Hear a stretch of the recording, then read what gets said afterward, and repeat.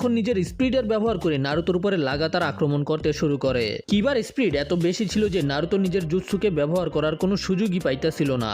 আর মাইর খাইতে খাইতে নারুতো অনেক বেশি ক্লান্ত হয়ে নিজের লিমিটে চলে আসে। আর যখনই কিবা একটা ফাইনাল অ্যাটাক করার জন্য নারুতোর দিকে যেতে শুরু করে, তখন নারুতো নিজের পাছাকে কিবার দিকে ঘুরিয়ে দেয়। আর যখন কিবা নারুতোর কাছাকাছি চলে আসে, তখনই নারুতো একটা সুগন্ধযুক্ত পাত দিয়ে দেয়। এইটাই হলো নারুতোর আলটিমেট জুৎসু। আর নারুতোর এই আলটিমেট জুৎসুকে দেখে সবাই অনেক বেশি অবাক। সবার রিঅ্যাকশন কিছুটা এইরকম ছিল। নারুতো সরাসরি নিজের সুগন্ধযুক্ত পাতকে কিবার মুখের মধ্যে মেরে দিয়েছে।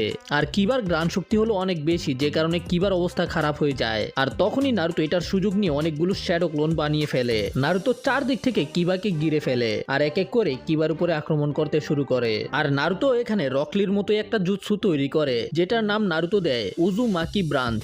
এটার মধ্যে নারুতো কিবাকে একসাথে অনেকগুলো কিক করে, যে কারণে কিবার খেল তামাম হয়ে যায়। কিবা জ্ঞান হারিয়ে ফেলাতে এই ম্যাচের উইনার হয়ে যায় নারুতো। আর হায়াতেও বলে দেয় যে এই ম্যাচের উইনার হলো নারুতো। সবাই এটা দেখার পরে খুবই অবাক যে